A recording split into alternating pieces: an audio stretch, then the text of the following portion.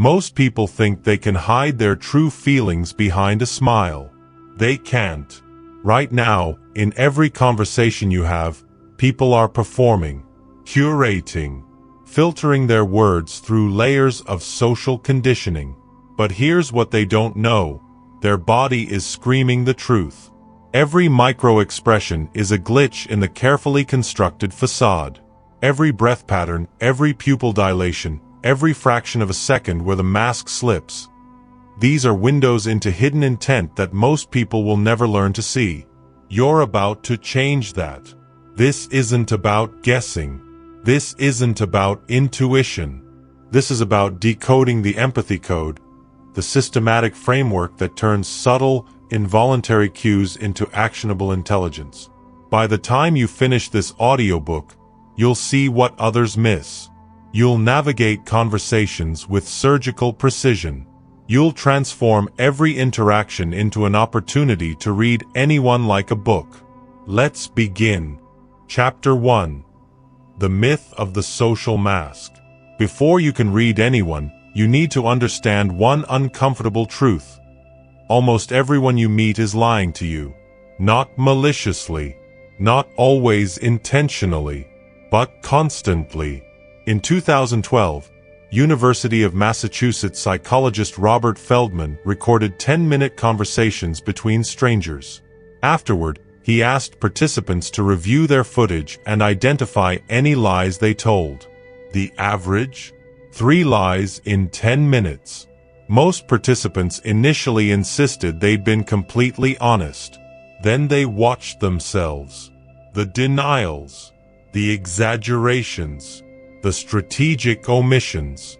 Most were horrified.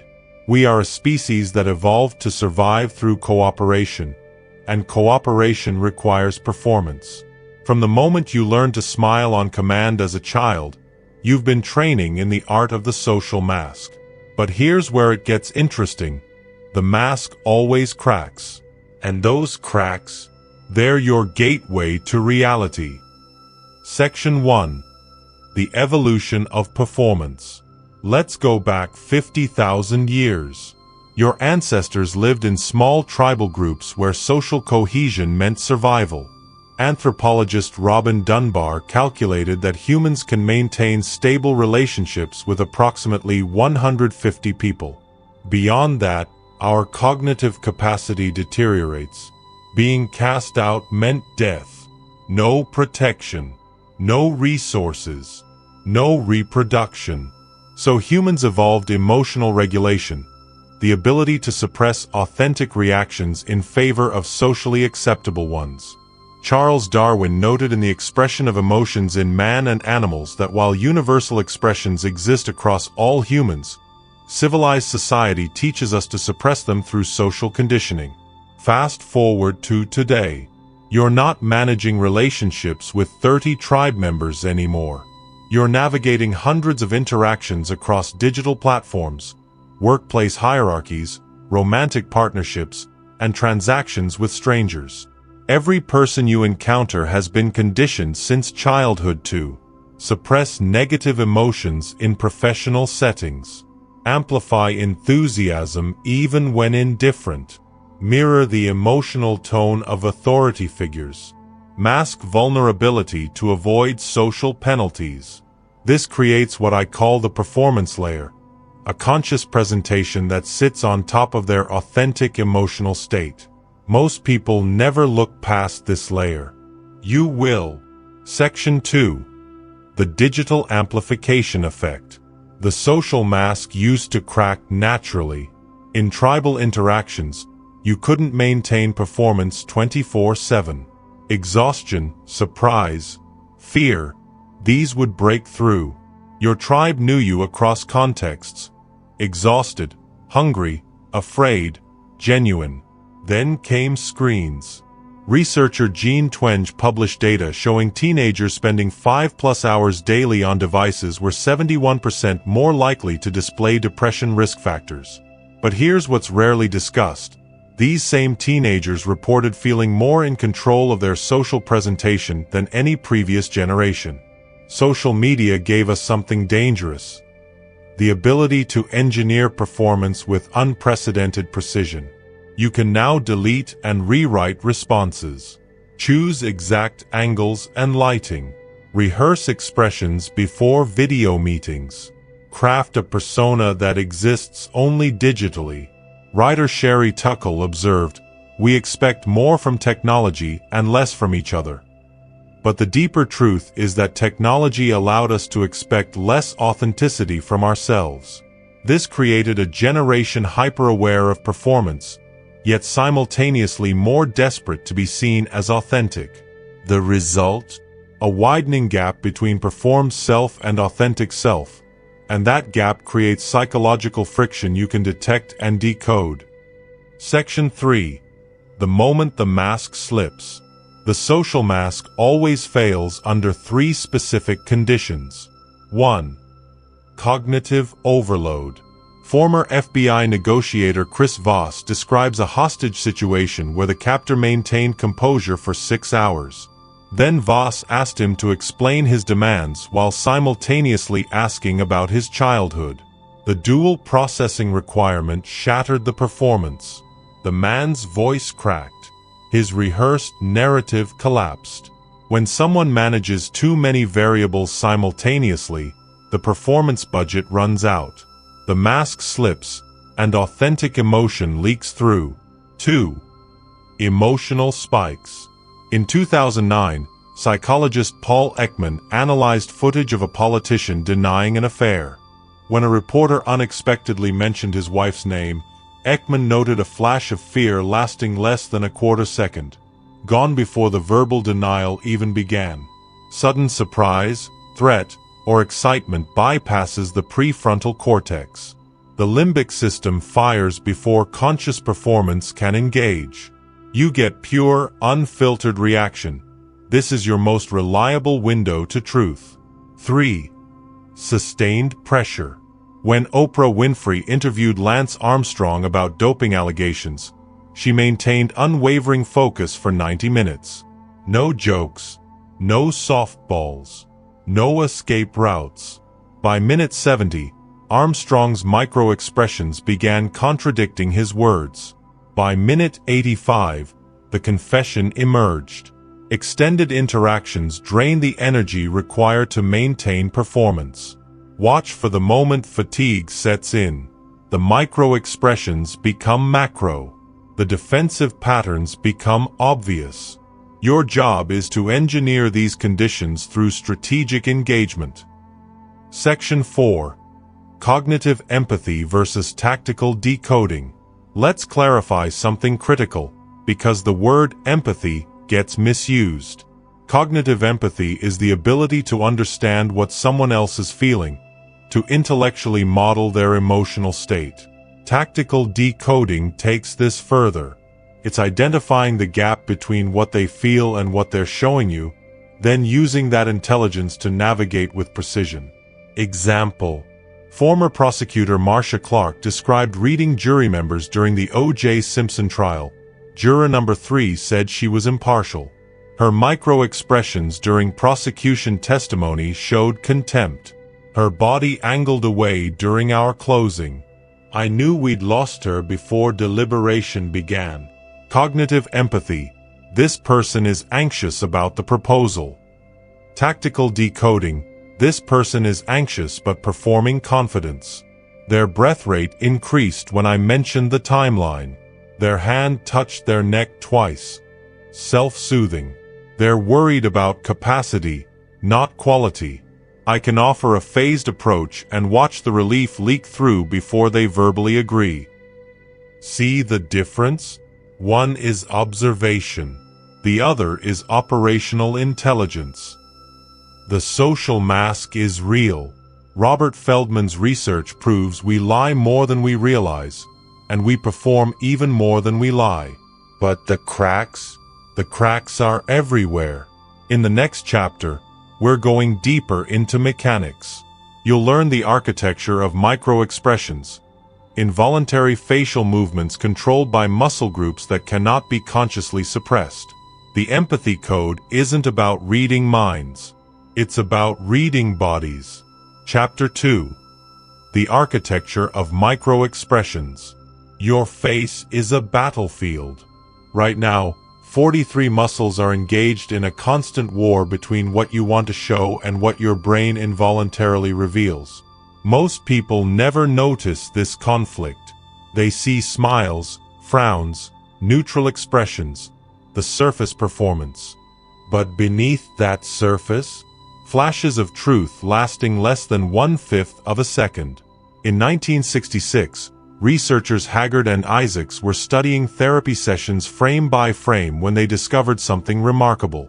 While analyzing filmed conversations at slow speed, they noticed facial expressions that appeared and disappeared so quickly, sometimes in as little as 1/25 of a second, that they were invisible at normal viewing speed.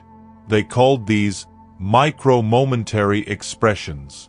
Psychologist Paul Ekman later termed them micro-expressions, and proved they cannot be faked. In this chapter, you're going to learn the architecture of involuntary facial movement. You'll map emotions to muscle groups, and you'll develop the perceptual speed to catch leakage before the conscious brain covers its tracks. This is where tactical decoding becomes measurable. Section 1. The Science of Involuntary Revelation. In the 1960s, Paul Ekman traveled to Papua New Guinea to study the Four People, a tribe with minimal Western contact. He showed them photographs of facial expressions and asked them to identify the emotions. The results were universal. A four tribesmen identified fear, anger, and happiness with the same accuracy as a Wall Street executive. Culture shapes performance, but raw emotion follows biological blueprints. More importantly, Ekman discovered that these expressions leak through, even when people actively try to suppress them. The mechanism works like this. When you experience an emotion, your limbic system fires immediately.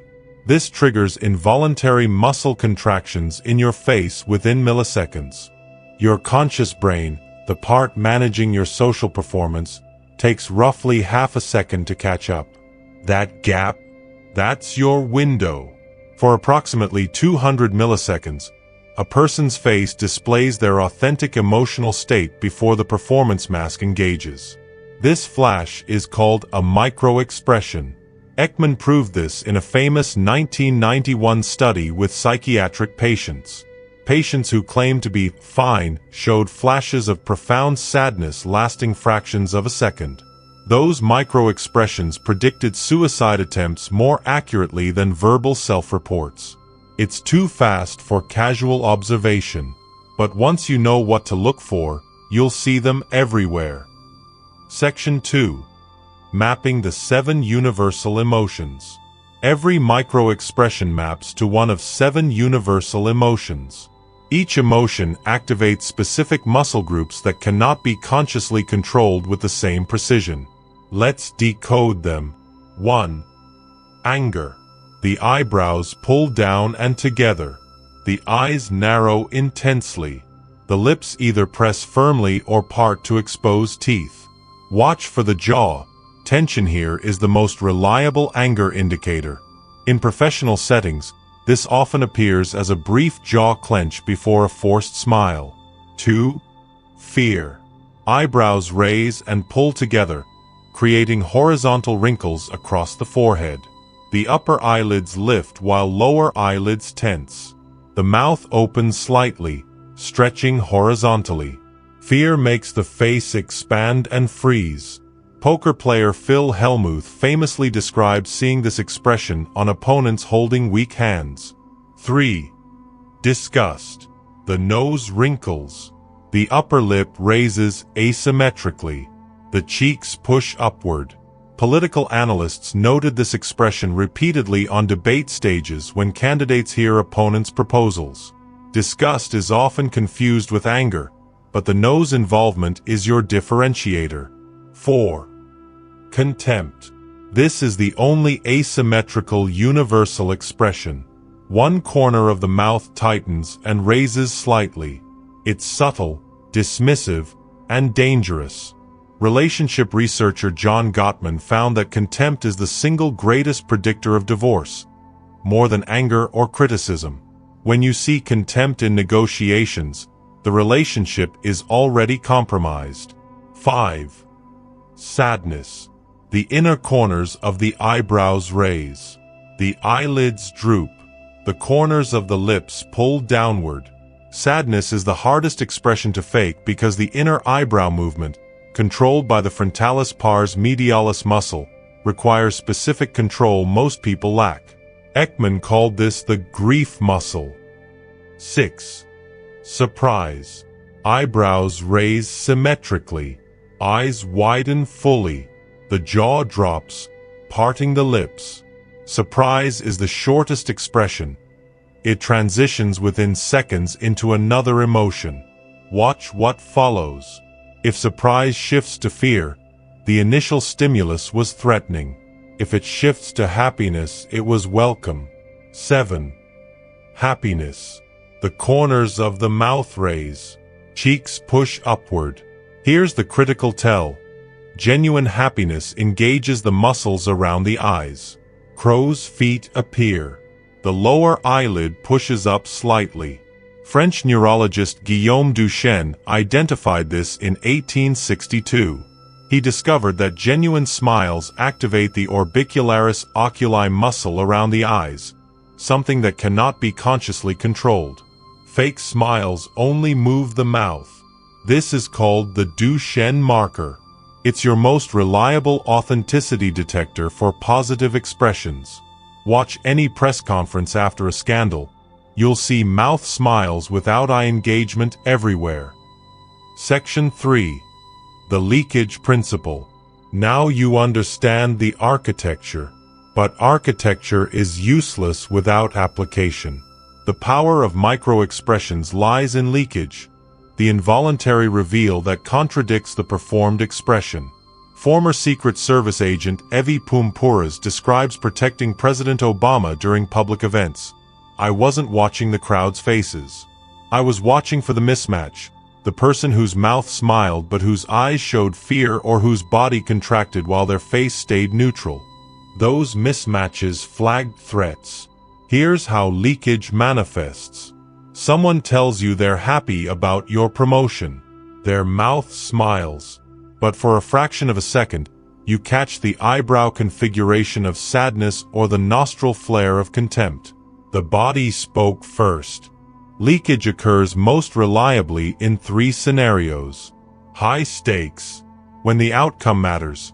Job interviews, negotiations, confrontations.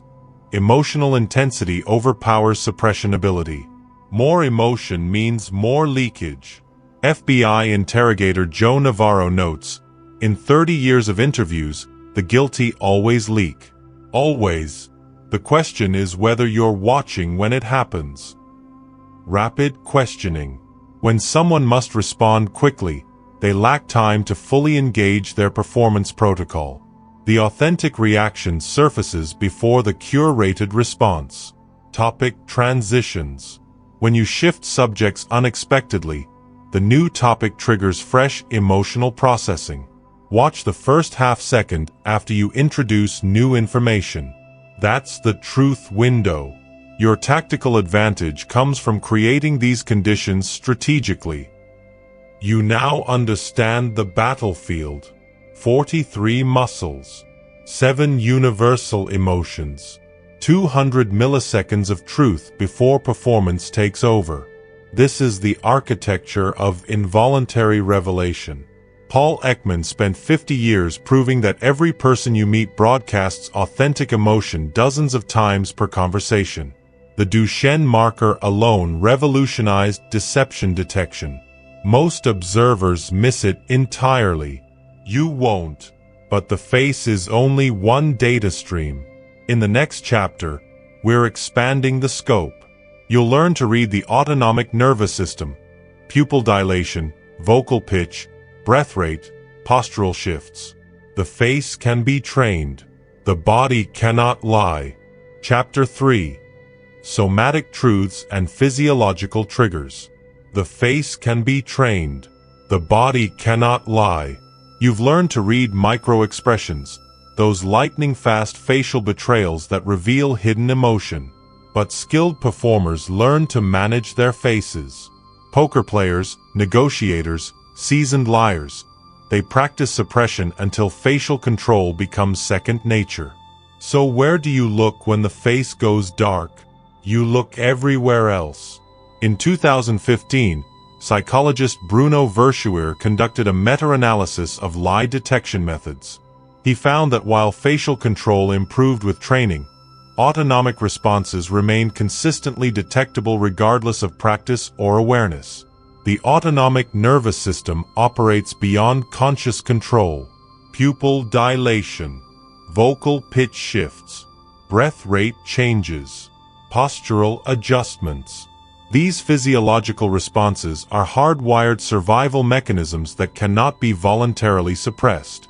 Former CIA officer Philip Houston built his entire interrogation methodology on this principle. The body keeps the score.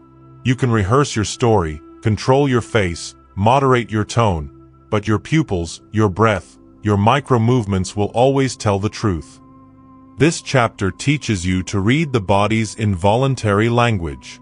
When words and faces deceive, somatic truth always remains. Section 1. The autonomic betrayal system. Your autonomic nervous system has two primary modes. Sympathetic activation, the fight or flight response. Heart rate increases. Pupils dilate. Breathing becomes shallow and rapid. Blood flows to major muscle groups.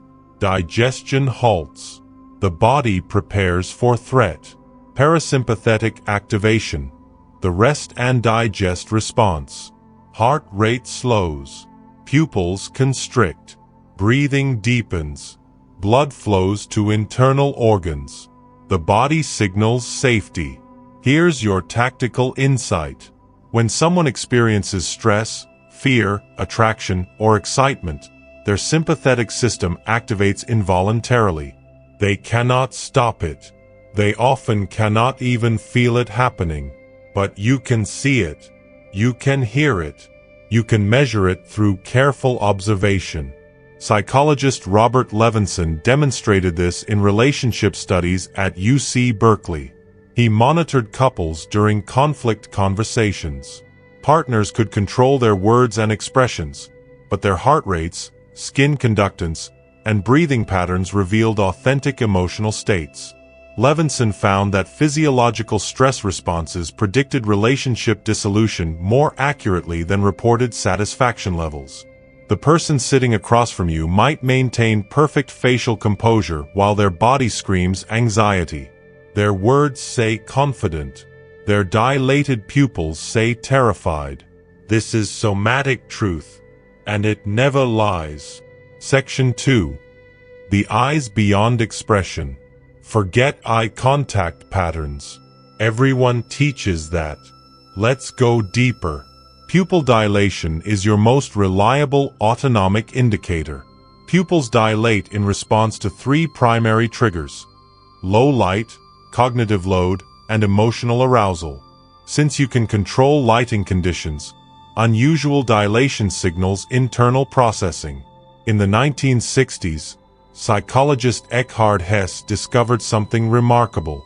He showed men photographs of women and measured pupil response. Pupils dilated significantly when viewing attractive faces. But here's what made it fascinating. This happened even when the men consciously rated the images as unattractive. The body revealed preference before the mind acknowledged it. When someone's pupils expand during your question, their brain is working harder than their calm expression suggests. They're either processing complex information, experiencing emotional activation, or both. Watch for pupil flash, the rapid dilation that occurs immediately after emotional stimulus. Ask about their relationship. Mention a competitor's name. Reference a past failure. The pupils respond before conscious thought engages. Blink rate provides secondary confirmation. Normal blink rate averages 15 to 20 times per minute. Under stress, this increases significantly. Behavioral analyst Jack Brown noted during the 2016 U.S. presidential debates that candidates' blink rates spiked dramatically when confronted with uncomfortable topics, sometimes tripling their baseline rate. Under extreme cognitive load, like constructing a lie, blink rate either spikes dramatically or suppresses entirely as concentration intensifies. Establish baseline blink rate in casual conversation. Then watch for deviation when stakes increase. The eyes reveal what the face conceals. Section 3. Vocal frequency and breath architecture. The voice is a physiological instrument. It cannot escape autonomic influence. Pitch elevation occurs when the vocal cords tighten under stress. This is involuntary. Forensic linguist James Fitzgerald, who helped capture the Unabomber, described analyzing threat recordings, vocal pitch doesn't lie. When someone's baseline pitch is established, stress causes measurable elevation. I've heard confident confessions with terrified vocal cords. The pitch always reveals the authentic state. Listen for pitch shifts at specific moments. When defending a position, when asked unexpected questions, when discussing topics they'd prefer to avoid. The voice rises as internal pressure increases. Speech rate fluctuates with emotional state. Anxiety accelerates speech. The person rushes, trying to move past uncomfortable territory. Deception often produces the opposite, deliberate slowing as the brain manages narrative construction. Pause patterns reveal cognitive load. Natural speech contains predictable pauses. When someone inserts unusual pauses mid-sentence, particularly before answering direct questions, their brain is processing beyond normal requirements. They're calculating, not recalling. Now consider breath architecture. Under stress, breathing shifts from diaphragmatic to thoracic. The chest rises more prominently. Breaths become shorter and more frequent. You can observe this visually. Watch the shoulders and upper chest. Navy SEAL training instructor Mark Devine teaches breath observation as a threat assessment tool. Watch how someone breathes when relaxed. When that pattern changes, shallow, rapid, chest dominant, their system has perceived threat. They might not consciously know it yet, but their body does. Breath holding signals anticipation or anxiety. When someone holds breath after you speak, they're bracing for impact. Their system expects threat. These vocal and respiratory cues layer onto your facial analysis. The data compounds. Certainty increases. Section 4. Spatial behavior and postural truth. Every person maintains an invisible boundary, their personal space architecture. How they manage this space reveals internal confidence levels. Social psychologist Amy Cuddy's research at Harvard demonstrated that posture doesn't just reflect internal states, it creates them. But more importantly for our purposes, postural changes reveal emotional shifts in real time. Expansive posture signals dominance or comfort. Arms spread. Legs uncrossed.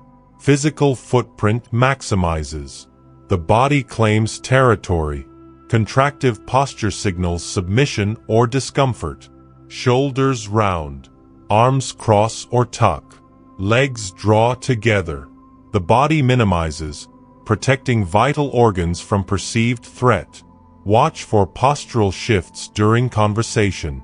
Someone might begin expansive, then contract when specific topics arise. This transition marks emotional terrain worth exploring. Their body retreated from something. Former FBI behavioral analyst Joe Navarro describes this in his interrogation work. I once questioned a suspect who sat relaxed and open for 40 minutes. The moment I mentioned his business partner's name, his torso rotated 15 degrees away, his arms crossed, and his ankles locked. He said nothing verbally. His body screamed everything. Orientation provides final confirmation. Feet point toward desired destinations. When someone's torso faces you but their feet angle toward the exit, their body has already decided to leave. This applies to attraction, discomfort, and interest universally. The body orients toward what it wants and away from what it fears. The body operates on truth.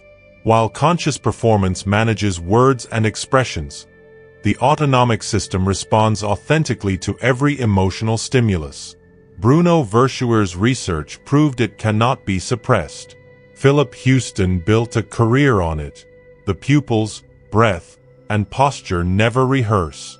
You now know where to look. In the next chapter, you'll learn to recognize defensive patterns, the specific tactics people deploy to protect vulnerabilities and deflect scrutiny. Everyone wears emotional armor. You're about to learn how to deconstruct it. Chapter 4. Deconstructing the Emotional Armor. In 2003, CIA interrogator Gregory Hartley sat across from a high-value detainee who hadn't spoken in 48 hours. The man's training was obvious. Controlled breathing, neutral expression, zero reactivity. But Hartley noticed something. Every time he mentioned the detainee's family, the man's hand moved fractionally toward his chest. Not a conscious gesture. An armor crack. Hartley leaned into that crack. Within 3 hours, the silence broke. This is the reality of human interaction. Everyone has armor, and everyone has cracks. The emotional armor consists of defensive patterns people unconsciously deploy to protect vulnerabilities. Deflection, rationalization, humor, aggression, topic switching. These aren't random behaviors, they're systematic protective responses.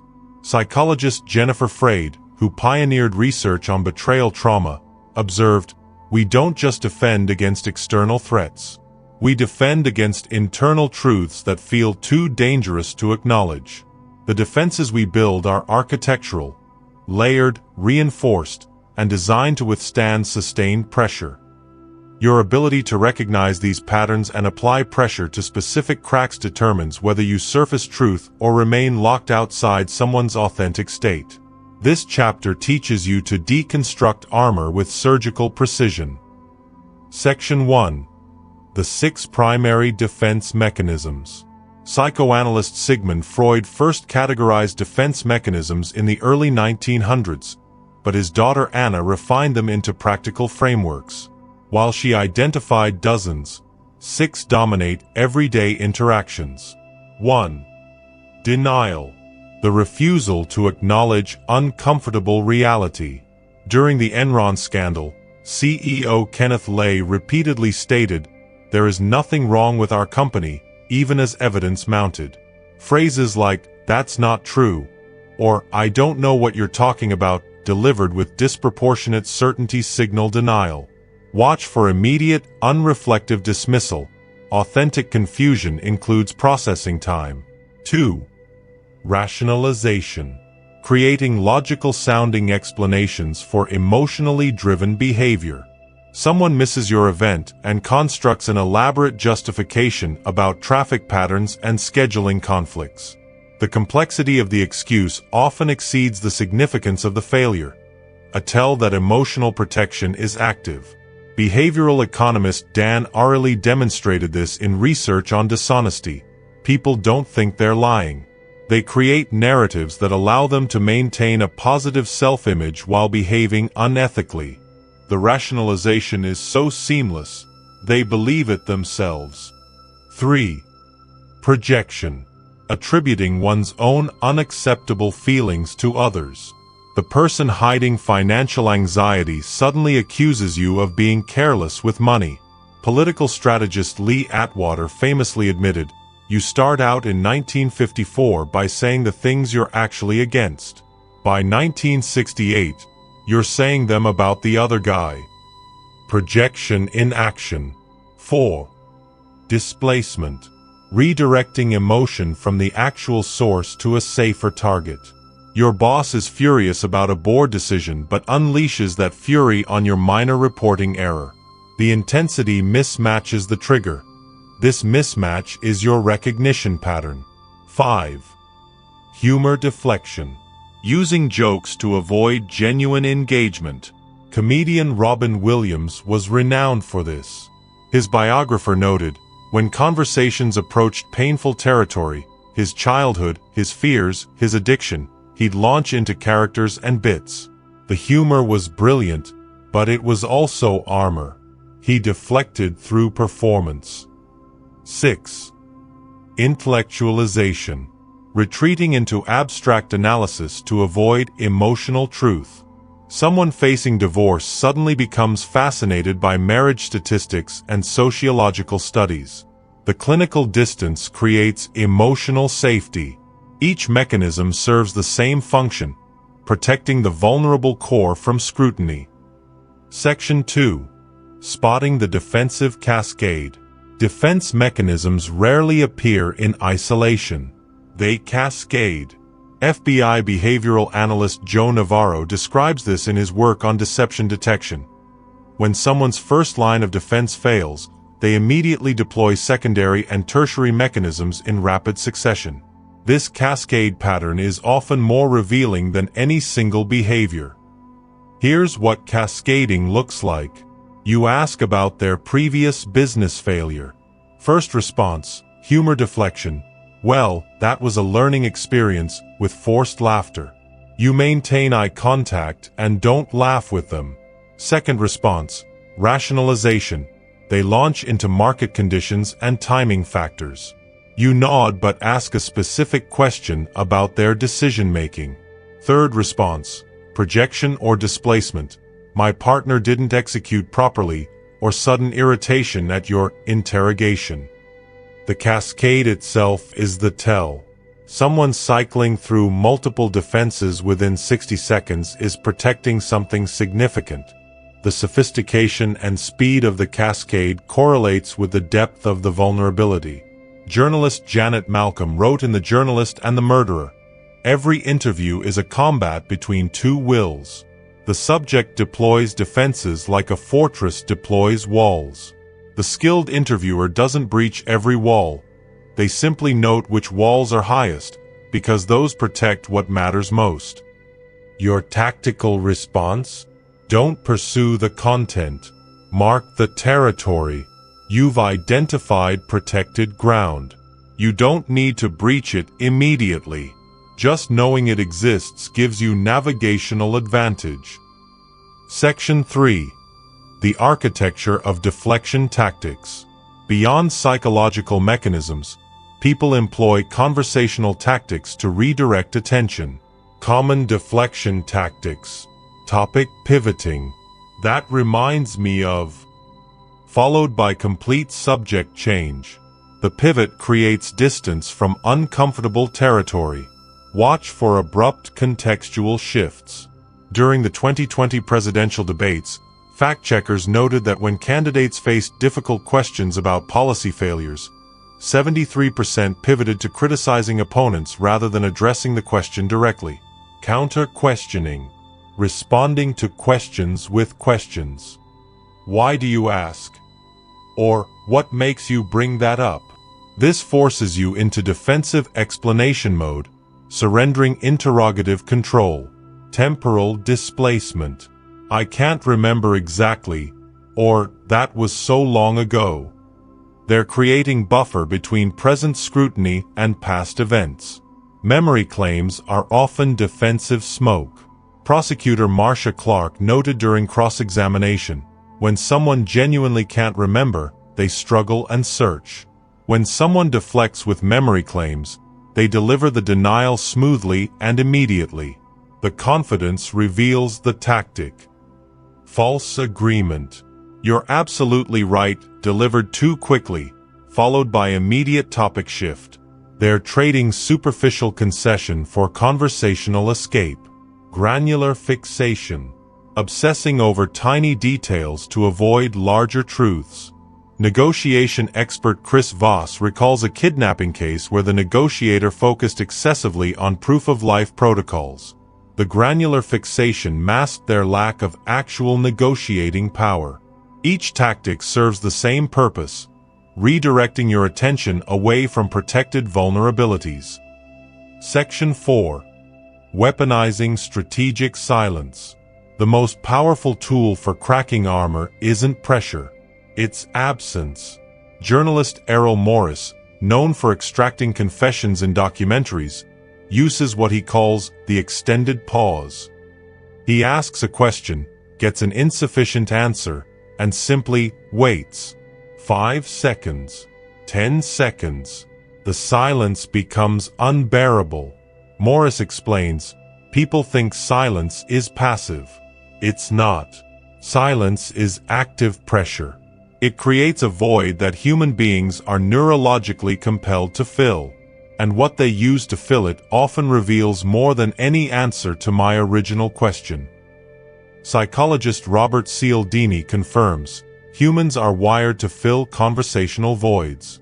Silence creates social discomfort that most people will resolve by continuing to speak, often revealing more than they intended. Your silence protocol. Ask your question clearly and completely. Maintain steady eye contact. When they finish their initial response, even if it's deflective or incomplete, say nothing. Don't nod. Don't acknowledge. Don't fill the void. Their discomfort will mount.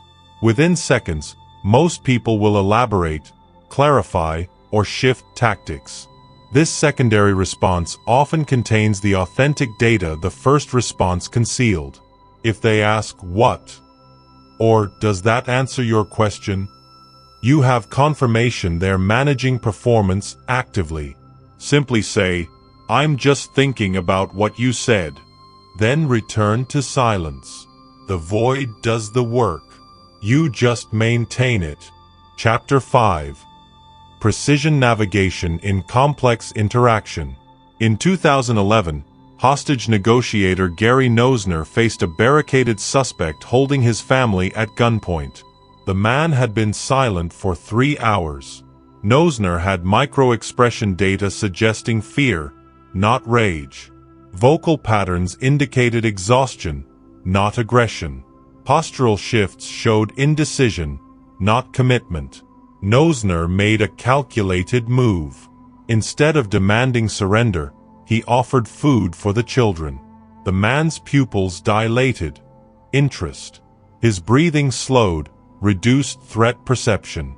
Within minutes, he released his family.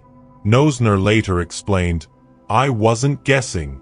I was reading real-time feedback and adjusting my approach based on measurable physiological responses."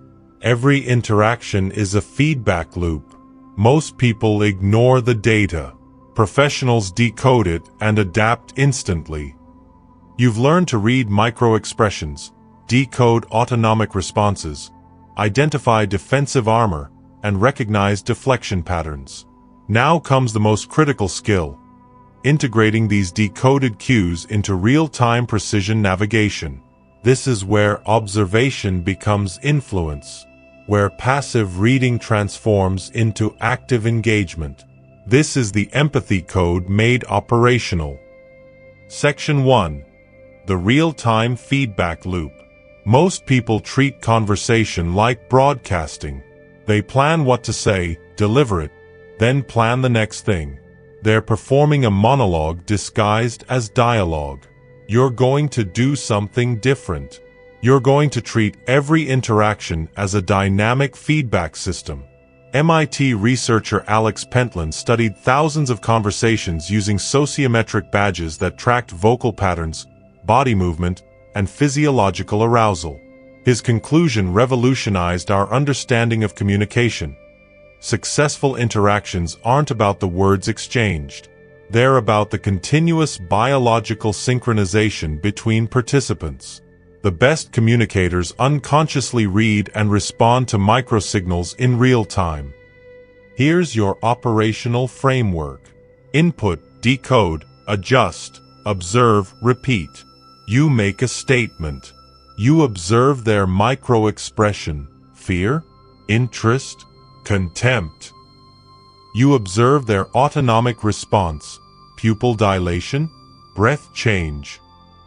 You immediately adjust your next statement based on that data. You observe their response to your adjustment. You repeat.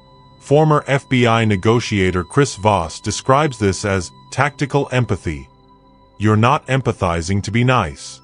You're demonstrating understanding to gain behavioral influence. Every time you prove you can read them accurately, their nervous system registers safety or threat depending on your intent. You're playing their autonomic system like an instrument. This feedback loop operates faster than conscious thought. With practice, it becomes automatic. Section 2. Calibration through mirroring and disruption. Once you're reading the feedback loop, you have two primary tactical options: mirror or disrupt. Mirroring builds rapport by matching their emotional frequency. Neuroscientist Giacomo Rizzolatti discovered mirror neurons in the 1990s, brain cells that fire both when we perform an action and when we observe someone else performing it. This neural mirroring creates the biological foundation for empathy and synchronization. When someone displays anxiety through elevated vocal pitch and contracted posture, you can match their energy level, not their anxiety, but their intensity. Their nervous system recognizes the pattern similarity and interprets it as safety. This person is like me. Sales expert Jordan Belfort admitted, "When I matched a client's pace, tone, and energy, their resistance dropped measurably. I wasn't manipulating. I was creating neural resonance. Their subconscious registered me as familiar, therefore trustworthy." But mirroring isn't always your objective. Disruption breaks unwanted patterns by introducing contrasting frequencies. When someone escalates into anger, raised voice, expansive aggressive posture, rapid speech, mirroring would create conflict escalation. Instead, you disrupt by introducing calm, lowered voice, relaxed posture, slowed speech. Psychologist John Gottman studied marital conflicts for 4 decades. He found that the partner who refuses to match escalating anger and instead maintains physiological calm determines whether the conflict resolves or explodes. He called this physiological soothing. Your tactical choice depends on objective. Build rapport, mirror, break destructive patterns, disrupt. The key is intentionality. Most people mirror or disrupt accidentally. You do it strategically based on decoded feedback. Section 3. Strategic questioning and calculated pressure. Questions aren't requests for information. They're diagnostic instruments and influence mechanisms. Prosecutor Vincent Bugliosi, who secured the Manson family convictions, explained his interrogation philosophy. "I never asked a question I didn't already know the answer to." Questions weren't for gathering information. They were for creating cognitive load, observing responses, and applying calibrated pressure to specific vulnerabilities. Your strategic questioning framework. The baseline question. Start with neutral topics where deception has no value. How was your commute? What did you think of the presentation? Establish their baseline micro-expressions, vocal patterns, and postural norms. The calibration question. Introduce mildly challenging content. Watch for deviation from baseline. A slight blink rate increase? Noted. A fractional pitch elevation? Cataloged. You're mapping their stress response architecture. The pressure question. Target the protected territory you identified during their defensive cascade. Watch for the full suite: micro-expression leakage, pupil flash, postural contraction, vocal changes. The silence. As you learned in Chapter 4, silence isn't emptiness, it's strategic void creation. After the pressure question, offer nothing. Let their discomfort compound. Watch what fills the space. Journalist Louis Theroux has built a career on this methodology. He asks uncomfortable questions with complete sincerity, then waits. People expect pushback or follow-up, he notes. When you give them neither, just patient attention, they often answer the question they refuse to answer. The silence does interrogation work that aggression never could. Calculate your pressure. Too little, and armor stays intact. Too much, and they shut down or retaliate. The feedback loop tells you where the boundary lives. Section 4. From observation to influence. You've spent 4 chapters learning to decode. Now you learn to encode. Influence isn't manipulation. It's the strategic presentation of information in formats that align with someone's authentic emotional state rather than their performed state. Example from Nosner's hostage negotiation. The barricaded man performed aggression. His words were threatening. But his authentic state was fear and exhaustion. Nosner encoded his message, "I'm offering food for your children," to address the fear and exhaustion, not the performed aggression. Result: de-escalation. Your influence protocol. Identify the gap between performed state and authentic state through your decoding work. Speak to the authentic state while acknowledging the performed state.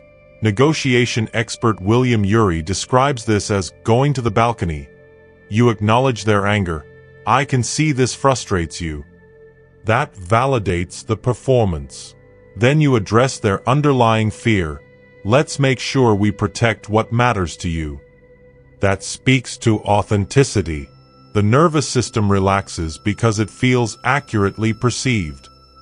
This is precision navigation. Most people respond to surface performance and wonder why nothing changes. You respond to somatic reality and create behavioral shifts.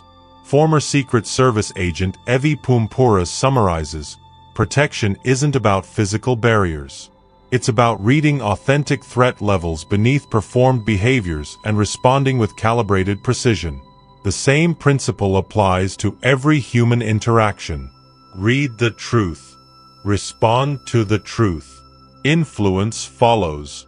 You now possess the complete framework: micro-expression architecture, autonomic response patterns, defensive mechanisms, real-time feedback integration, strategic mirroring and disruption, calculated pressure application, and the transition from passive observation to active influence. Gary Nosner saved lives by reading bodies, not words. Alex Pentland proved that biological synchronization determines conversational success. Chris Voss built tactical empathy into doctrine. The empathy code isn't theory. It's operational intelligence applied to human interaction. In the remaining chapters, we'll refine these skills through specific scenarios: professional negotiations, personal relationships, conflict resolution, and deception detection. But the foundation is complete. You can now read anyone like a book. And more importantly, you can navigate that reading with precision. Chapter 6. Detecting Deception in Real Time. In 1994, Alderman turned CIA mole Aldrich Ames sat for a routine polygraph examination. He passed. For 9 years, he had sold American secrets to the Soviets, causing the deaths of at least 10 intelligence officers. The machine said he was telling the truth. The polygraph failed because Ames understood a critical principle: machines measure stress, not lies. But 3 years earlier, a CIA analyst named Sandy Grimes had watched Ames in a staff meeting. When questioned about his sudden wealth, his micro-expressions contradicted his verbal explanation. His hand touched his face repeatedly, a self-soothing gesture. His blink rate tripled. His voice remained steady, but his pupils dilated dramatically when specific questions arose. Grimes didn't have a polygraph. She had trained observation. And she was right. As author Aldrich later wrote from prison, "I beat the machine by staying calm. I couldn't beat the human observer who knew what to watch for." This chapter teaches you what Sandy Grimes knew: how to detect deception in real time using the framework you've built. Machines can be defeated. Biology cannot. Section 1. Why traditional lie detection fails. Most people believe certain behaviors indicate lying. Avoiding eye contact, fidgeting, nervous laughter, touching the face. They're wrong. Psychologist Aldert Frey, who has studied deception for over 30 years, conducted a meta-analysis of lie detection research. His conclusion: there is no single behavior that reliably indicates deception across all people in all contexts. What people believe are lying cues, gaze aversion, fidgeting, occur just as frequently during truthful statements from anxious individuals. The problem is simple. People confuse nervousness with deception. An innocent person accused of wrongdoing displays stress. A guilty person with sociopathic traits displays none. Traditional lie detection focuses on stress markers, which is why it fails. But here's what actually works. Cognitive load theory. Lying requires significantly more mental effort than truth-telling. When someone lies, they must construct a false narrative, suppress the true narrative, monitor your reactions to gauge believability, maintain consistency with previous statements, manage their physiological stress responses. This creates measurable cognitive load that manifests through specific, observable patterns. Former FBI agent Joe Navarro explains, "I don't look for nervousness. I look for cognitive strain, the mental effort required to maintain deception. That strain leaks through micro-behaviors that people can't consciously control, no matter how calm they appear." Section 2. The cognitive load indicators. When cognitive load increases, the body reveals the strain through predictable patterns. Verbal indicators. Response latency. Truthful responses come quickly. You're retrieving memory. Deceptive responses take longer. You're constructing narrative. Former prosecutor Marcia Clark noted, "When I asked witnesses about genuine memories, answers came within 2 seconds. When I asked questions they'd rehearsed lies for, I could see the mental gears turning. The pause was subtle but consistent." Linguistic distancing. Liars unconsciously distance themselves from false statements. They use fewer first-person pronouns, I, me, my, and more third-person constructions. During the 2003 Balco scandal, when asked about steroid use, baseball player Barry Bonds said, "That situation has been addressed." Not, "I never used steroids." The linguistic distance created emotional buffer from the lie. Decreased detail. Truthful accounts contain sensory details, tangential information, and self-corrections. Fabricated accounts stay suspiciously clean. Psychologist Aldert Frey found that truthful statements average 42% more spatial and temporal details than deceptive ones. Non-verbal indicators. Incongruent timing. Emotions should match words temporally.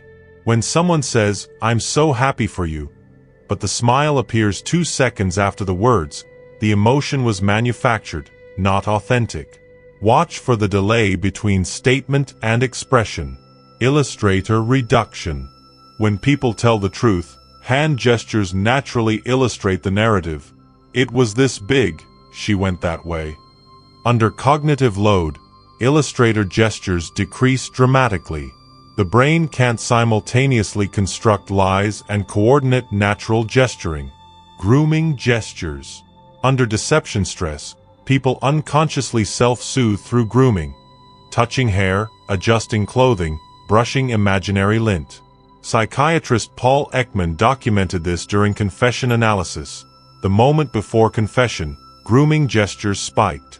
The body prepared for relief from cognitive strain. Section 3.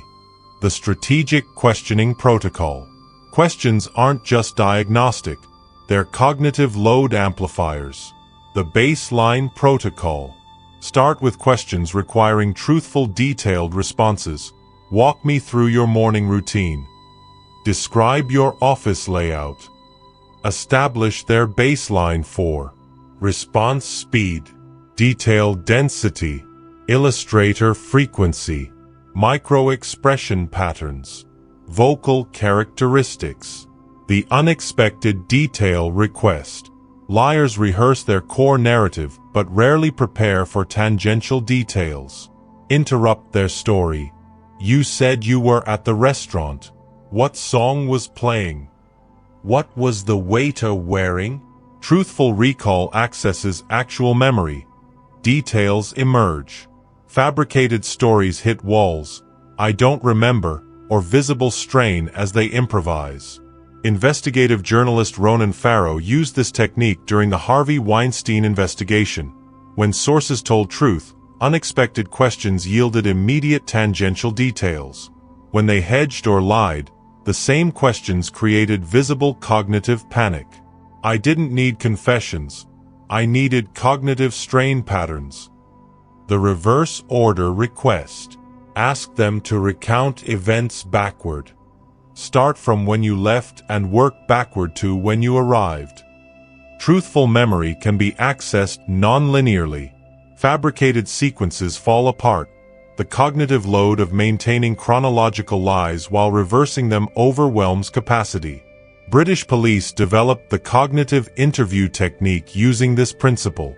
Studies show it increases deception detection accuracy by 35% compared to standard questioning.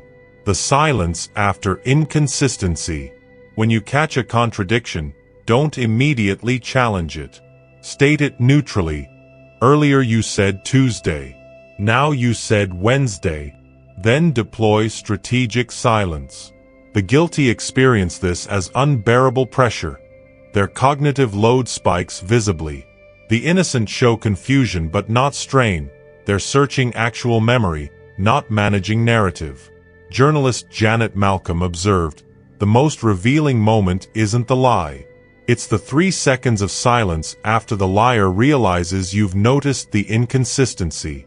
Everything they feel appears on their face before they decide how to respond. Section 4. The cluster principle. Never diagnose deception from a single indicator. You're looking for behavioral clusters. Psychologist Paul Ekman developed the hotspot methodology. A hotspot isn't one signal. It's the convergence of multiple indicators within a narrow time frame. When verbal distancing, increased blink rate, pupil dilation, illustrator reduction, and micro-expression leakage all appear within 10 seconds, you've identified deception with high confidence. Example analysis. You ask about the missing funds. You observe 3-second response delay, cognitive load. That money situation, instead of the money I handled, linguistic distancing. Blink rate jumps from 16 to 43 per minute, autonomic stress. Flash of fear micro-expression before controlled neutral expression, emotional leakage. Hand touches neck twice, self-soothing. No illustrator gestures during explanation, cognitive resource depletion. Voice pitch elevates by half step, vocal cord tension. This isn't one suspicious behavior. This is a convergent cluster indicating deception. Former Secret Service agent Dan Bongino explains the operational standard. 1 indicator means nothing. 2 indicators mean attention. 3 simultaneous indicators mean investigation. 5 or more mean you've got deception unless proven otherwise. We don't guess, we count clusters. Aldrich Ames beat the polygraph but couldn't beat trained human observation. The machine measured stress. Sandy Grimes measured cognitive load, behavioral clusters, and involuntary physiological responses. You now understand why traditional lie detection fails and what actually works. You can identify cognitive load indicators. You know how to structure questions to amplify strain. And you understand the cluster principle. Never diagnose from single signals. Deception isn't about nervousness. It's about the measurable cognitive burden of maintaining falsehood. In the next chapter, we'll apply the empathy code to professional negotiations, where reading authentic intent beneath performed positions determines who controls the outcome. The skills sharpen. The applications deepen. Chapter 7. Mastering Negotiation Through Somatic Reading. In 1981, FBI negotiator Chris Voss faced a bank robber holding hostages in Brooklyn. The man demanded a helicopter and safe passage. His words were aggressive, his tone commanding. He performed confidence. But Voss noticed something. Every time the robber mentioned the helicopter, his voice pitched upward slightly. His breathing accelerated. His demands became more elaborate. Too elaborate. Voss realized the man didn't want a helicopter. He wanted a way out of the situation he'd created. Instead of arguing about the helicopter, Voss spoke to the authentic need beneath the performance. It sounds like you're looking for a solution that gets everyone home safely tonight. The robber's shoulders dropped. His breathing slowed. Within 40 minutes, he surrendered peacefully. Voss later explained, negotiation isn't about positions. It's about reading the emotional reality beneath positions. Most negotiators respond to performed demands. Professionals read somatic truth and speak to authentic needs.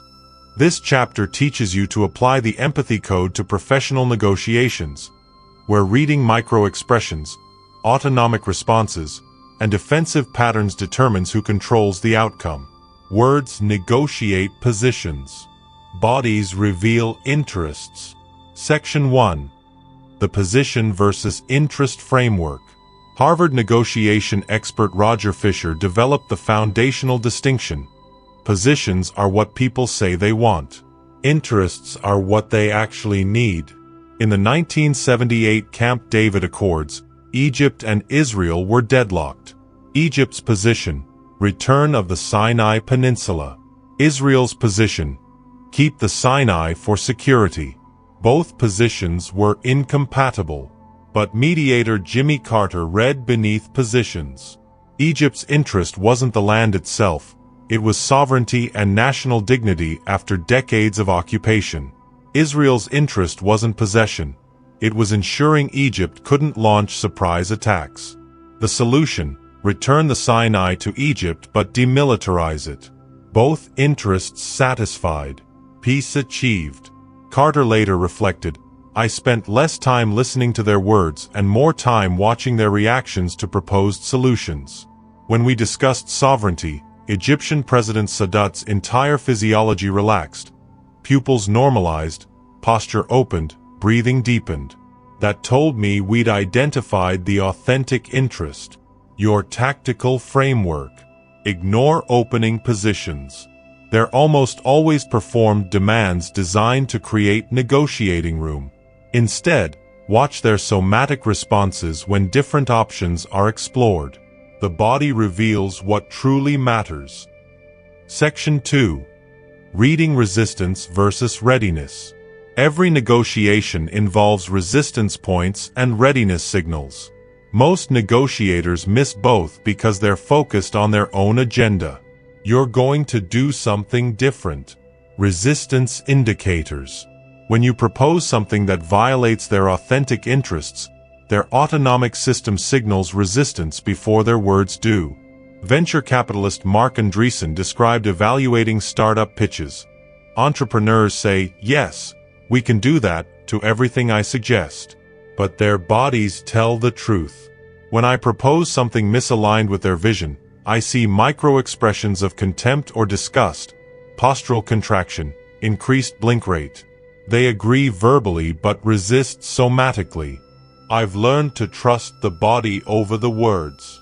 Watch for postural retreat, leaning back, creating distance, arm crossing or barrier creation, lip compression or nostril flare, disgust micro-expression, pupil constriction, autonomic withdrawal, voice tension or pitch elevation, illustrator gestures stopping mid-explanation.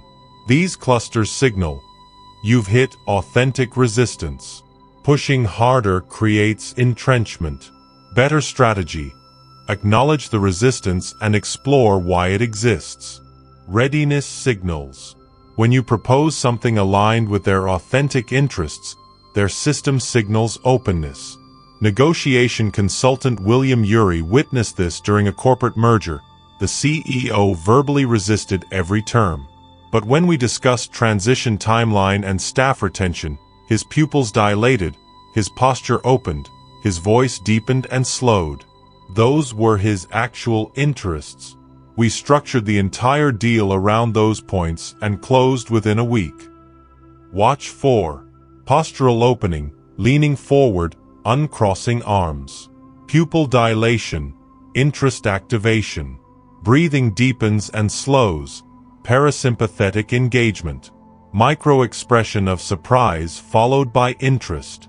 Illustrator gestures increase. Voice becomes more animated or energized. These clusters signal, you've found leverage. This is where agreement lives. Build your proposal around these readiness points. Section 3. Strategic mirroring and tactical labeling. 2 techniques transform somatic reading into negotiation control. Mirroring and labeling. Mirroring. FBI negotiator Gary Nosner developed this into doctrine. When someone's in crisis, their limbic system is in control. You can't reason with the limbic system, but you can synchronize with it through mirroring, matching their vocal tone, pace, and energy level. Once their nervous system recognizes the synchronization, their prefrontal cortex re-engages and rational negotiation becomes possible. This isn't mimicry. It's biological synchronization. If they speak rapidly with elevated pitch, autonomic arousal, you initially match their pace while gradually slowing yours. Their system unconsciously follows yours downward toward calm. Sales expert Oren Klaff describes using this in venture capital pitches. When investors are skeptical, I don't fight their energy. I match it, then lead it where I want it to go. If they're analytical and slow, I mirror that precision. If they're aggressive and fast, I match their intensity, then gradually introduce measured pauses. Their nervous system follows. Resistance drops. Tactical labeling. This is Chris Voss's signature technique, verbally identifying the emotion you observe somatically, which creates validation and de-escalation. You observe fear micro-expression, elevated breathing, postural contraction. You say, "It seems like this timeline creates significant pressure for your team." Notice, you didn't ask a question. You labeled what their body already told you. Voss explains, when you accurately label someone's emotional state, their amygdala calms. They feel seen. That neurological shift from threat to safety is measurable. Once they feel understood, their defensive armor drops and real negotiation begins. During the 1993 Waco siege, negotiators who used tactical labeling, "It sounds like you feel the government hasn't listened to your concerns," maintained dialogue for 51 days. Negotiators who ignored emotional reality and focused only on demands failed within hours. Your protocol. Observe the somatic cluster. Identify the emotion. Label it neutrally. Wait. Let them confirm or correct. Their response gives you deeper intelligence about authentic interests. Section 4. The Precision Concession Strategy. Concessions aren't generosity. They're diagnostic tools and influence mechanisms. Negotiation researcher Lee Thompson at Northwestern found that the pattern of concessions matters more than the size. Small concessions at calibrated moments create reciprocity obligation and reveal what the other party truly values. Your strategic framework, the diagnostic concession, offer something small that costs you little. Watch their somatic response. Do they dismiss it? No pupil dilation, minimal reaction? It holds no value to them. Do they show interest micro-expression, postural opening, or verbal overemphasis of gratitude? You've found something they value disproportionately. Real estate negotiator Barbara Corcoran described this. I offered to include window treatments in a property sale. Cost me maybe $2,000. The buyer's eyes lit up, her posture completely opened. She touched her chest. I realized aesthetic details mattered more to her than price. I structured the deal around finishes and fixtures, held firm on price, and she agreed enthusiastically. The anchoring concession. Make your first concession meaningful enough to trigger reciprocity but asymmetric enough to leave negotiating room. Their counter-concession reveals their true flexibility range. Diplomat Richard Holbrooke used this during Bosnia negotiations. I conceded on a visible but operationally minor point early. Their response, both the size and speed, told me exactly how much room they actually had on the issues that mattered. The concession was a somatic probe. The strategic non-concession. Sometimes the most powerful move is strategic refusal, delivered with calm certainty. Venture capitalist Chris Sacca described negotiating with Twitter founders. They asked for terms I couldn't accept. I said simply, "I understand why you're asking. I can't do that." Then silence. No justification. No counteroffer. Just calm boundary. Their pupils dilated, they exchanged glances. Their next offer moved 70% toward my position. The certainty signaled non-negotiability better than any argument could.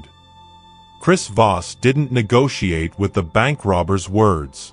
He negotiated with the man's autonomic nervous system. Carter didn't mediate positions at Camp David. He read somatic truth and structured solutions around authentic interests. You now understand how to distinguish positions from interests by reading physiological responses. You can identify resistance and readiness through autonomic clusters. You know how to use mirroring to create synchronization and labeling to validate emotional reality. And you understand that concessions are diagnostic probes, not generosity. Negotiation is persuasion. Persuasion is influence. And influence requires reading the truth beneath performance. In the next chapter, we apply these skills to personal relationships, where the stakes are emotional rather than transactional, but the principles remain identical. Chapter 8. Decoding Intimate Relationships. In 1986, psychologist John Gottman invited newlywed couples into his Love Lab at the University of Washington. He videotaped them discussing conflicts while monitoring heart rate, blood pressure, and skin conductance. Then he made a prediction that stunned colleagues. He could forecast which marriages would end in divorce with 94% accuracy. His secret wasn't listening to what couples said. It was watching how their bodies responded to each other. Gottman identified what he called the 4 horsemen, 4 interaction patterns that predicted relationship failure: criticism, contempt, defensiveness, and stonewalling. But here's what made his research revolutionary. He could detect these patterns through micro-expressions and physiological responses before couples themselves recognized the problem. One couple insisted they were happy, but Gottman observed the wife's contempt micro-expression, that subtle one-sided lip curl, appearing repeatedly when her husband spoke. Her heart rate remained elevated throughout discussions. Her body never relaxed in his presence. 4 years later, they divorced. Gottman later wrote, "The body doesn't lie about emotional reality. People can convince themselves they're happy, they can perform satisfaction, but their autonomic nervous system broadcasts authentic emotional truth continuously." This chapter applies the empathy code to intimate relationships, where emotional stakes are highest and performance is most sophisticated. In personal relationships, reading somatic truth isn't manipulation. It's survival. Section 1.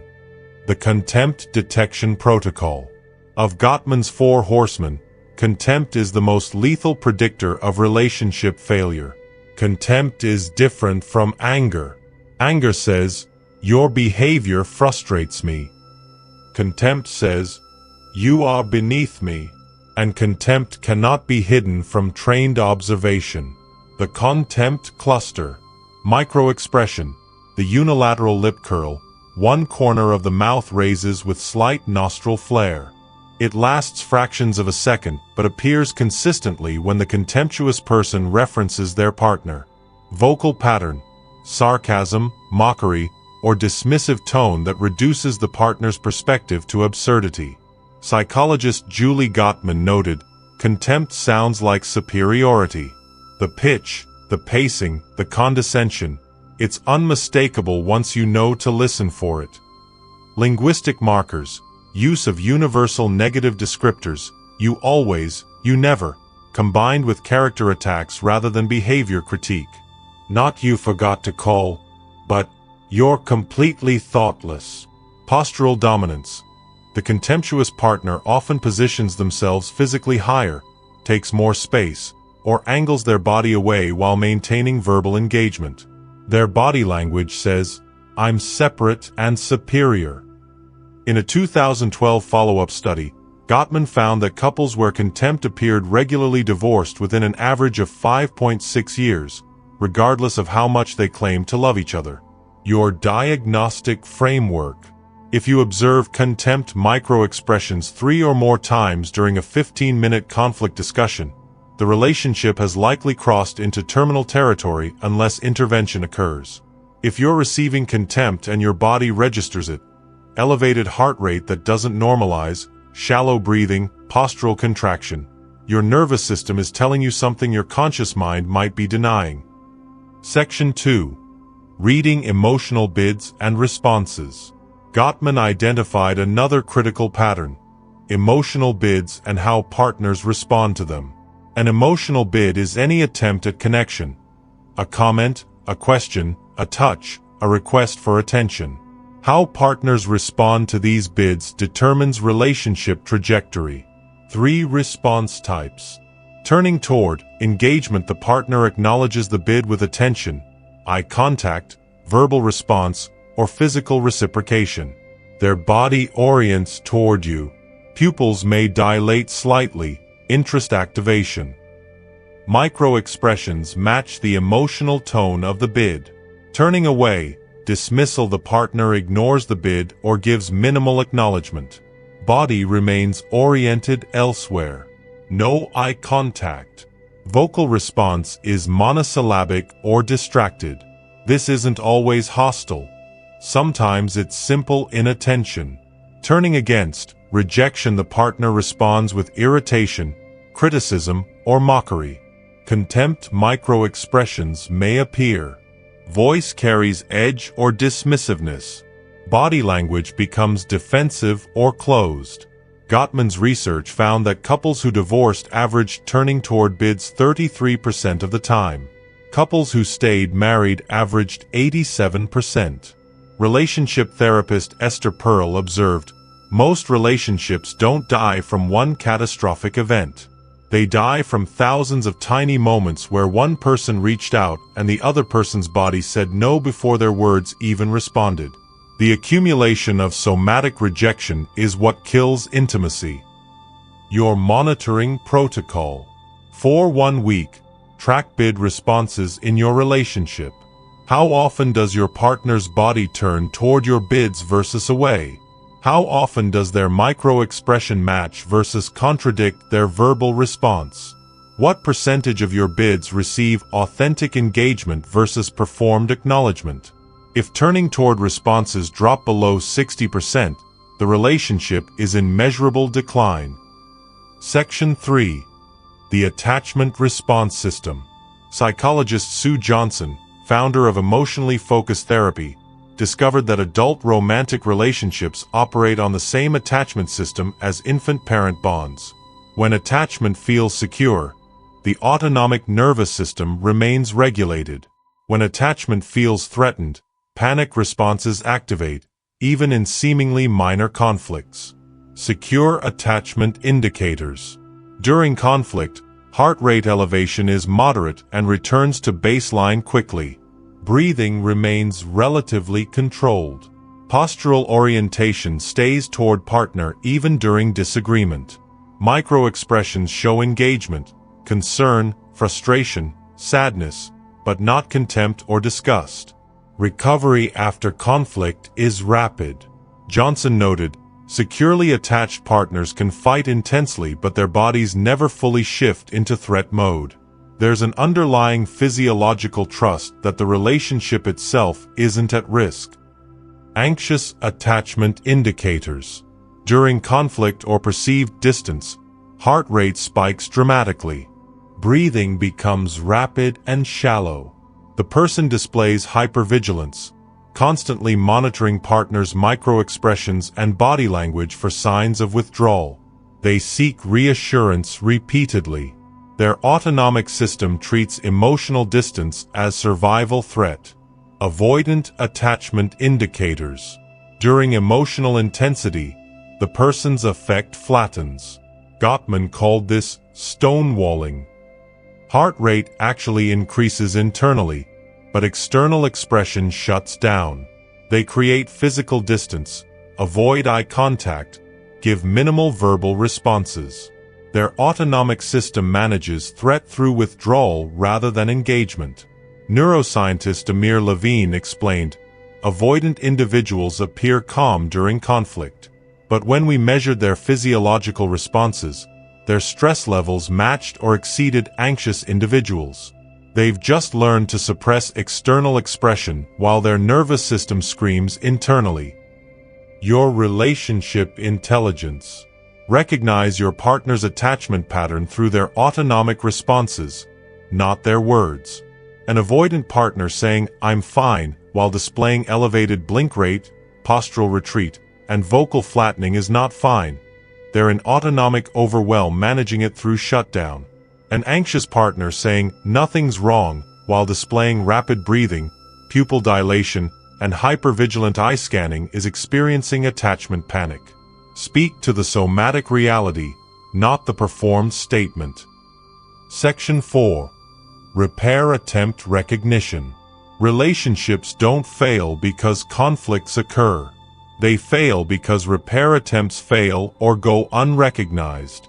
A repair attempt is any statement or action meant to de-escalate conflict and restore connection. Gottman found that successful couples make repair attempts frequently, and their partners recognize and accept them.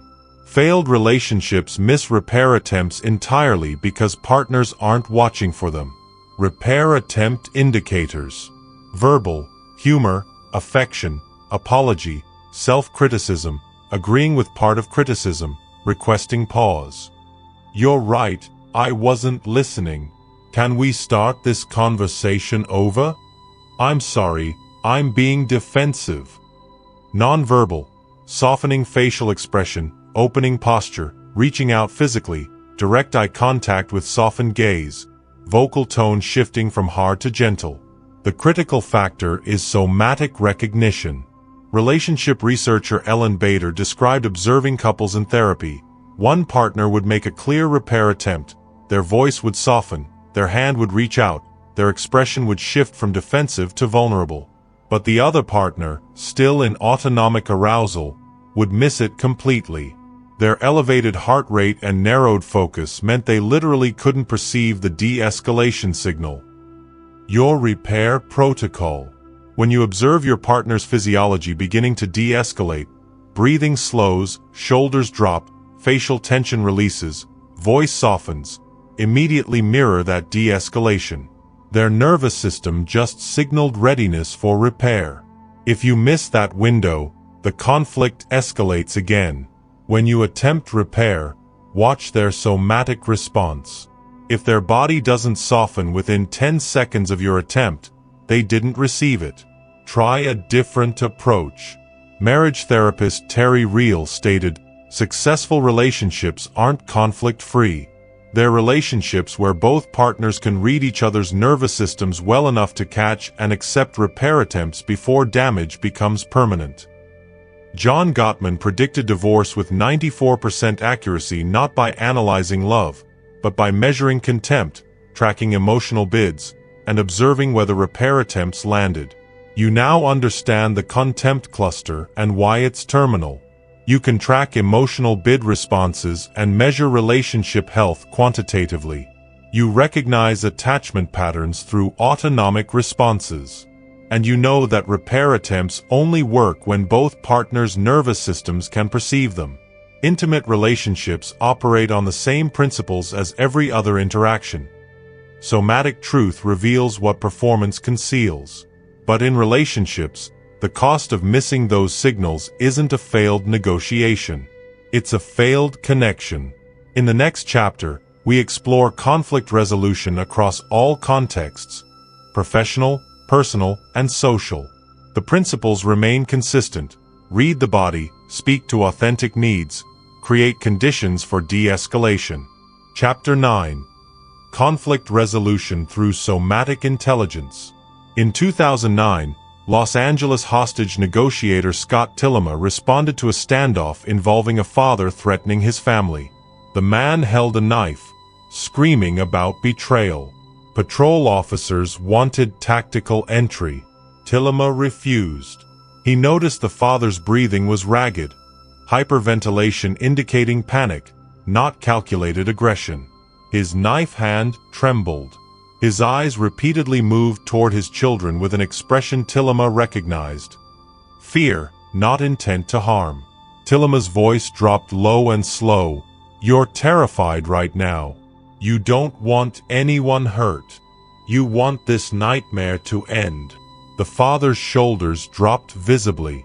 His breathing began synchronizing with Tillema's calm cadence. Within 20 minutes, he released his family and surrendered. Tillema later explained to trainees, "Words mean nothing until the nervous system is ready to receive them. My first job isn't resolution. It's regulation. I read their autonomic state and meet them there before leading them somewhere safer." This chapter teaches systematic conflict resolution using somatic intelligence. Whether resolving workplace disputes, family conflicts, or volatile confrontations, the principles remain consistent. You cannot resolve conflict with an escalated nervous system, theirs or yours. Section 1. The Physiological Escalation Cascade. Conflict triggers predictable physiological sequences. Understanding this cascade enables intervention before resolution becomes impossible. Stage 1. Activation. Heart rate elevates. Breathing quickens. Pupils dilate. The sympathetic nervous system prepares for threat. At this stage, the person remains capable of rational discourse, though emotional charge is present. Stage 2. Escalation. Heart rate exceeds 100 beats per minute. Cognitive function begins degrading. The prefrontal cortex, responsible for reasoning and impulse control, starts losing blood flow as resources redirect to survival systems. Communication becomes increasingly difficult. Psychologist Daniel Goleman termed this amygdala hijack. Once the amygdala perceives threat, it essentially kidnaps the rational brain. The person's capacity for perspective-taking, empathy, and logical problem-solving diminishes dramatically. Stage 3. Flooding. Heart rate exceeds approximately 140 beats per minute. Higher cognitive functions essentially shut down. The person operates purely from survival instinct. Verbal reasoning becomes useless. Gottman observed this in couples. When either partner is physiologically flooded, the conversation must stop. No productive resolution is possible. Any words exchanged during flooding cause damage that requires separate repair. Your diagnostic framework. Watch for flooding indicators: rapid shallow breathing, facial flushing or pallor, voice becoming shrill or monotone, eyes losing focus or becoming hyperfixed, postural rigidity or collapse, repetitive statements indicating cognitive looping. If these indicators appear, stop negotiating content. Shift entirely to physiological regulation. Resolution requires functional nervous systems first. Section 2. The Regulation Before Resolution Protocol. Conflict expert William Ury describes a critical error. Most people try to solve the problem while emotions are still escalated. This creates an adversarial dynamic that compounds the original conflict. You must address the emotional reality before addressing the substantive issues. Your regulation protocol. Step 1. Self-regulate first. You cannot calm someone whose nervous system perceives you as threat.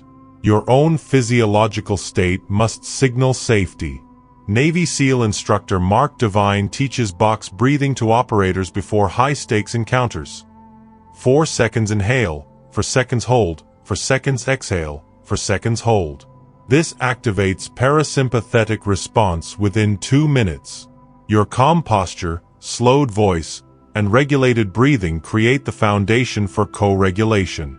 Former hostage negotiator Chris Voss confirms, the first negotiation is always with yourself. If your voice carries tension, their nervous system detects threat and escalates defensively. My calm isn't performance, it's tactical necessity. Step 2. Match then lead. Initial contact should acknowledge their emotional intensity without matching its chaos. Your voice meets their energy level, validating their experience, then gradually slows and deepens, leading their nervous system toward regulation. Psychotherapist Dan Siegel describes this as connection before redirection. The right brain processes emotional safety before the left brain processes logical content. You must establish right brain connection through attunement before left brain problem-solving becomes accessible. Step 3. Create physiological interruption. Sometimes escalation requires pattern interruption. Tactical options include introducing unexpected silence, forces cognitive processing, changing physical environment, movement shifts physiological state, offering something tangible, water, chair, tissue, engages parasympathetic through receiving. Asking unexpected non-conflict question, redirects cognitive focus. Mediator Kenneth Cloak describes using this during corporate disputes. When executives were screaming, I'd stop and ask about family photographs on their desk. The cognitive shift was immediate. Their faces softened, breathing slowed. Then I'd gently return to the conflict, but their nervous systems were in entirely different states. Section 3. Reading resolution readiness. Attempting resolution before both parties are physiologically ready wastes effort and risks re-escalation. You must read resolution readiness through somatic indicators. Readiness signals. Breathing returns to normal depth and pace. Postural softening, shoulders drop, arms uncross. Eye contact becomes sustainable without aggression. Vocal pitch and pace normalize. Facial micro-expressions show openness rather than contempt or fear. The person asks questions rather than making accusations. Physical orientation turns toward rather than away. Conflict resolution specialist Daniel Dana explains, I watch for what I call the readiness sigh. That moment when someone exhales deeply and their entire posture releases. That sigh means their nervous system has shifted from threat to processing. Only then do I introduce solutions. Non-readiness signals. Breathing remains rapid or held. Posture stays rigid or defensive. Voice maintains elevated pitch or aggressive tone. Micro-expressions of contempt, disgust, or fear continue. Person interrupts constantly or cannot track conversation. Physical distance keeps increasing. If non-readiness persists, don't force resolution. Acknowledge the difficulty. This is clearly important to both of us. Let's pause and return when we can think more clearly. Gottman's research found that couples who took 20-minute breaks during flooding returned to conflicts with 65% better resolution outcomes than those who pushed through. Section 4. The resolution architecture. Once both parties demonstrate readiness, resolution follows a somatic-informed structure. Validate authentic emotion. Tactical labeling from Chapter 7 applies here. Name what you observed. It seems like you felt dismissed when that decision was made. Watch for confirmation through micro-expression and postural softening. Accurate labeling creates neurological safety. Family therapist Virginia Satter observed, "The moment someone feels genuinely understood, not agreed with, just understood, their defensive structure begins dissolving." Understanding precedes resolution. Identify underlying interests. As with negotiation, conflict positions mask deeper interests. The employee angry about scheduling might actually need flexibility for childcare. The spouse furious about finances might actually fear losing security. Ask, what would need to happen for you to feel this is resolved? Watch their somatic response as they answer. Pupil dilation, postural opening, and vocal animation indicate authentic interests surfacing. Co-create solutions. Present options and monitor somatic response. When their body signals readiness, leaning forward, pupils dilating, breathing deepening, you've found acceptable territory.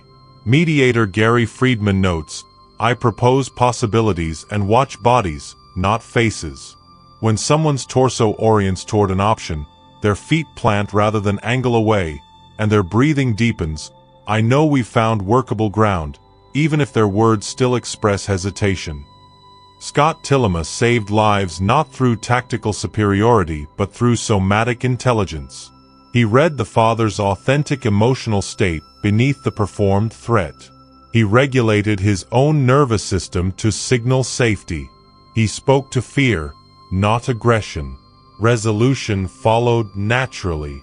You now understand the physiological escalation cascade and why flooded nervous systems cannot resolve conflict. You have a regulation protocol that addresses emotional reality before substantive issues. You can read resolution readiness through autonomic indicators.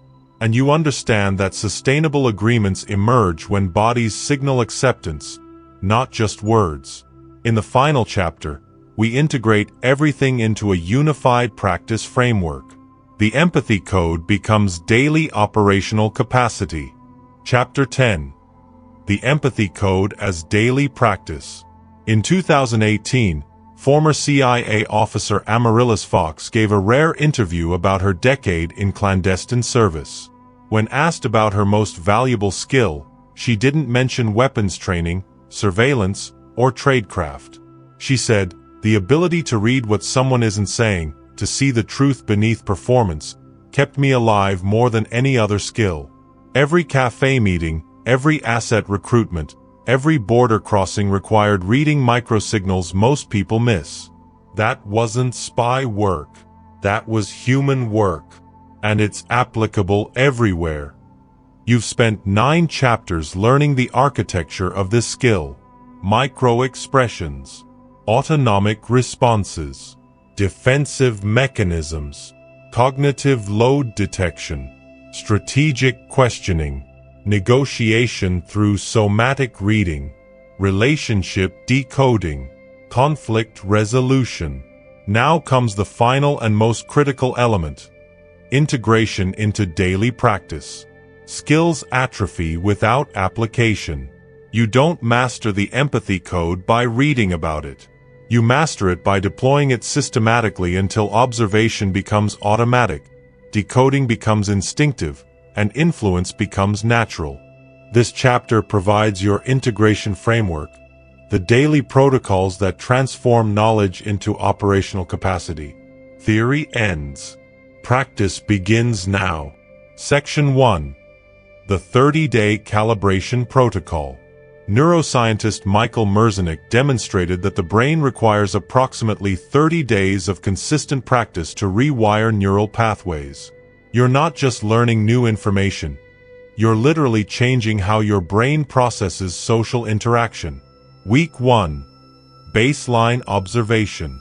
Your only objective this week is noticing without intervening. Every significant conversation, colleagues, family, strangers, observe and document. 3 micro-expressions you caught. 2 autonomic responses, pupil changes, breath shifts, postural adjustments. One moment where words contradicted somatic signals. Psychologist Ellen Langer's research on mindful observation showed that participants who practiced deliberate noticing for 7 days improved perceptual accuracy by 43%. You're training attention allocation, shifting cognitive resources from internal narrative to external observation. Week 2. Vocal and verbal patterns. Add auditory focus. In each conversation, track baseline vocal pitch and deviations. Speech rate changes during different topics. Pause patterns before answers. Linguistic distancing or first-person engagement. Former FBI profiler Mary Ellen O'Toole described this phase in agent training. We force trainees to ignore words' semantic content initially, just track delivery patterns. Once they could hear stress, cognitive load, and deception in pure vocal architecture, we reintroduced content. Their detection rates doubled. Week 3. Defensive pattern recognition. Now you're integrating layers. During conflicts or negotiations, identify which of the 6 defense mechanisms appear, whether responses cascade through multiple defenses, what topics trigger the strongest protective responses, where strategic silence creates productive discomfort versus destructive shutdown. Document patterns. You're building a personal database of behavioral indicators. Week 4. Active integration. Deploy the complete framework. Use tactical labeling. Apply strategic questioning. Mirror or disrupt intentionally. Monitor your influence attempts through real-time feedback. Negotiation expert Chris Voss trains this as deliberate discomfort. You must make yourself apply techniques that feel awkward initially. The discomfort means you're operating outside automated social scripts. That's where growth happens. Within 2 weeks, the techniques stop feeling like techniques. They become how you naturally interact. Section 2. The ethical framework. Before we discuss advanced application, we must address the ethical dimension directly.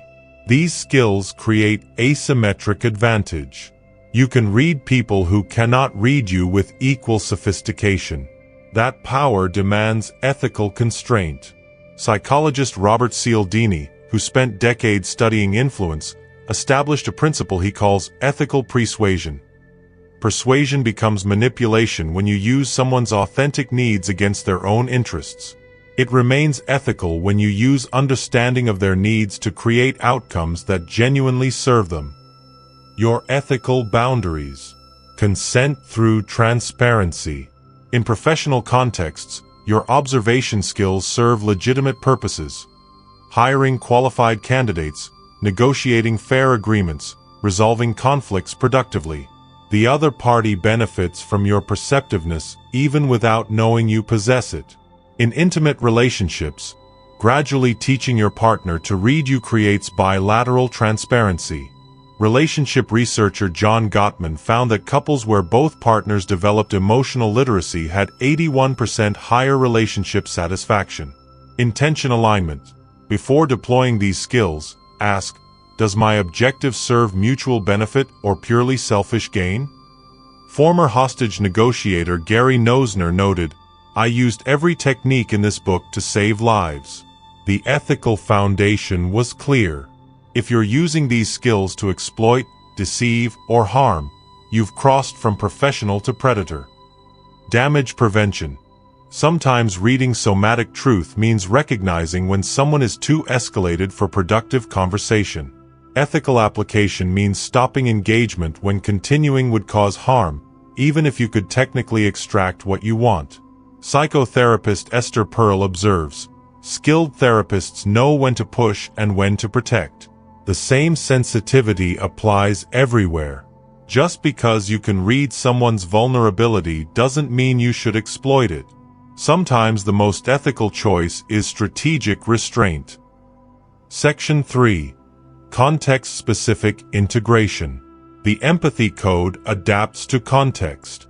Here's your deployment framework for common scenarios. Professional interviews. Establish baseline during casual opening questions. Apply unexpected detail requests to verify resume claims. Watch for cognitive load clusters during competency questions. Use strategic silence after technical answers. Monitor micro-expressions when discussing previous employers. Contempt indicates unresolved conflict. Sadness indicates genuine regret. Sales and client relations. Identify resistance versus readiness signals early. Don't pitch through somatic resistance. Pause and address underlying concerns through tactical labeling. Mirror client energy to establish rapport, then lead toward decision-making. Watch for genuine interest signals, pupil dilation, postural opening, versus performed politeness, Duchenne marker absent from smiles. Team leadership. Track emotional bid responses during team interactions. Identify who feels seen versus dismissed. Notice contempt micro-expressions between team members. Address immediately before toxicity spreads.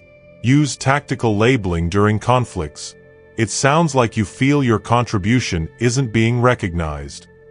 Watch for resolution readiness before pushing toward decisions. Parenting. Distinguish between a child's performed emotions and authentic distress. A teenager might perform anger, words, volume, while experiencing fear or sadness, micro-expressions, postural contraction. Speak to the authentic emotion. You seem really worried about this rather than responding to the anger performance. Model emotional regulation. Your calm nervous system teaches their developing 1. Romantic relationships. Track repair attempt recognition. Make your own nervous system regulation visible. I'm feeling escalated. I need a few minutes to calm down. Watch your partner's attachment responses during conflict. Validate somatic reality even when words deny it. You say you're fine, but you seem tense. What's happening? Author Brené Brown summarizes, reading people isn't about catching them in lies. It's about seeing them more clearly than they can see themselves in that moment, and using that clarity to create connection rather than division. Section 4. The continuous refinement process. Mastery isn't a destination. It's continuous calibration. Monthly assessment. Review your observation journal. Identify patterns. Which contexts show strongest perception, professional versus personal? Which indicators do you catch most reliably, facial versus vocal versus postural?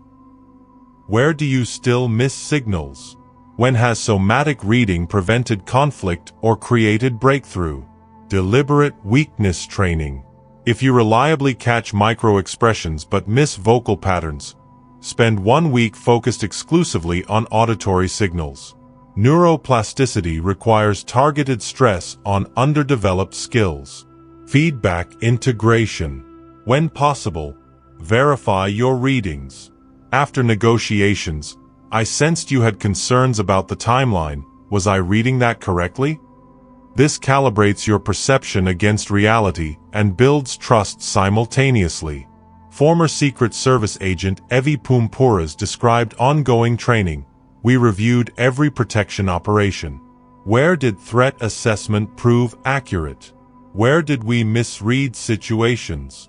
Constant feedback refined intuition into reliable intelligence. The same process applies to all human reading. Amaryllis Fox survived dangerous environments by reading truth beneath performance. That skill wasn't exclusive to intelligence work. It was universal human capacity developed through deliberate practice. You now possess the complete empathy code framework, the architecture of micro-expressions and what they reveal, the autonomic indicators that bodies cannot suppress, the defensive patterns that protect vulnerability, the cognitive load signatures of deception, the negotiation intelligence that reads interests beneath positions, the relationship literacy that distinguishes sustainable connection from terminal patterns, the conflict resolution protocols that regulate before resolving, and now, the integration framework that transforms knowledge into daily operational capacity. The code is complete. The practice begins. Every conversation is now a laboratory. Every interaction offers data. Every relationship becomes an opportunity to see more clearly, connect more authentically, and navigate more precisely. You will read people others cannot read. You will see truth others cannot see. You will influence outcomes others cannot influence. Not through manipulation, through clarity. The empathy code is operational. Now go decode the world. You've completed the empathy code. The framework is yours. The practice is daily. The results are measurable. Thank you for listening. Now watch. Now read. Now navigate with precision.